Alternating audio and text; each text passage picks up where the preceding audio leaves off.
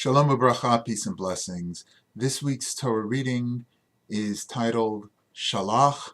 It draws its name from the second verse of the Torah reading. The Torah reading begins with the words Vayedaber Hashem el Moshe lemor, and God said to Moses, saying, Shalach lecha anoshim, send for yourself men, V'yasuru es ha'aretz, and they shall spy out the land. Of course, the land in question is Eretz Yisrael, the land of Israel, which was then occupied by the Canaanites. The 12 spies came back and reported the identical facts, yet 10 put a negative spin on it, 2 put a positive spin on it.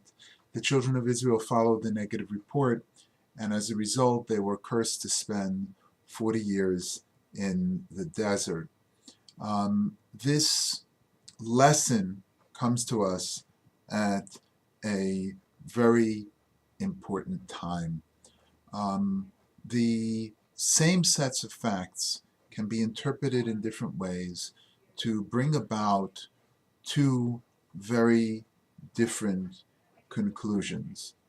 In this case, the 10 spies who brought the negative report looked at the same set of facts and said, we can never overcome this land.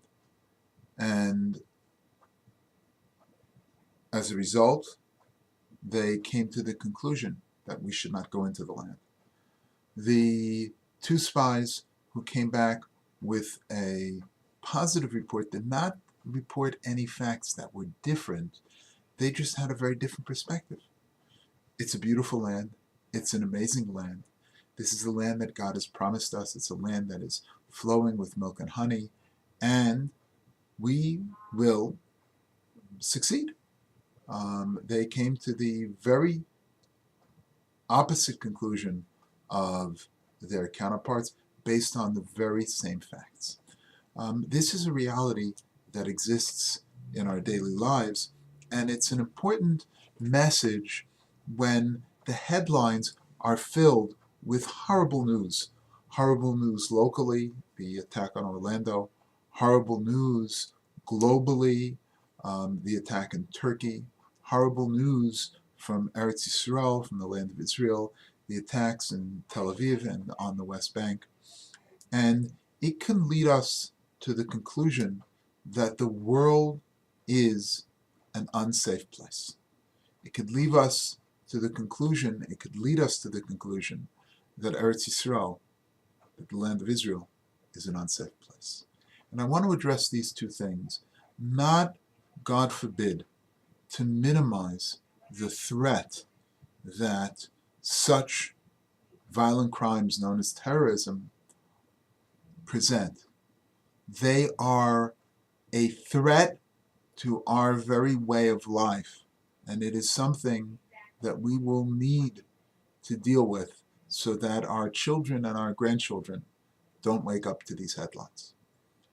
But as long as the headlines exist, it's important that we place them into a context.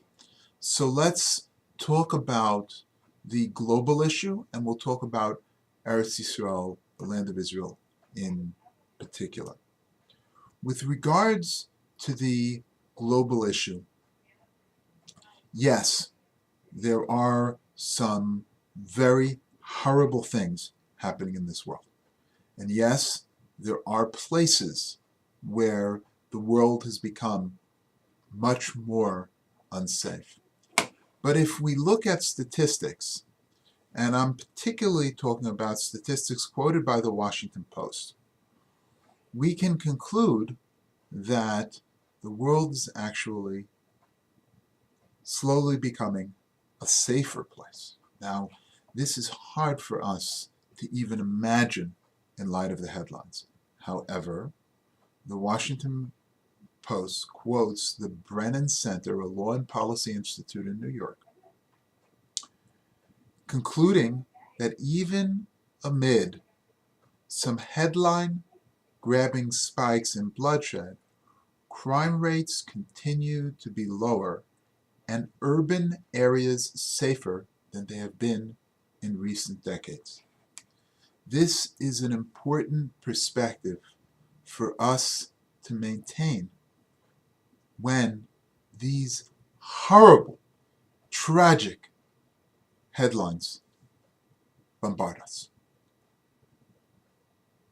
We need to do everything that we can to ensure that our schools, that our malls, that our theaters, that our places of worship continue to be safe places.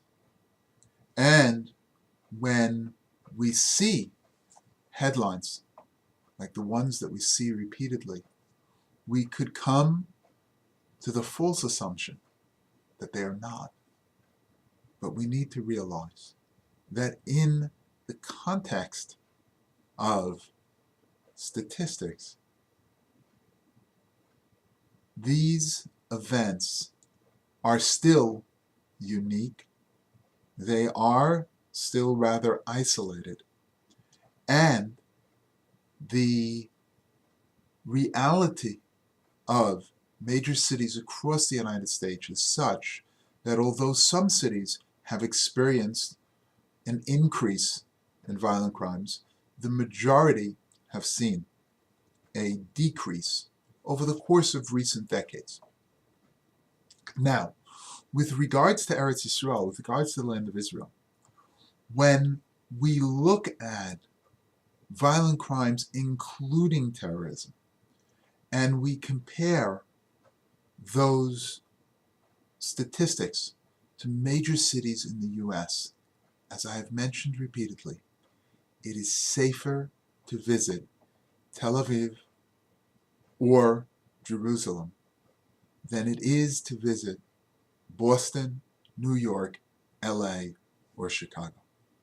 May we be blessed with a reality in which all of the human family realizes the divine image in each other and cannot bring themselves to perpetrate acts of violence. When we actually see the divine image in each other, when we understand that respecting each other is the highest form of respect that we can show the Creator, we will bring about an age of peace. Shabbat Shalom. May the spirit of Shabbat bring peace into your heart, into your home, and into your life.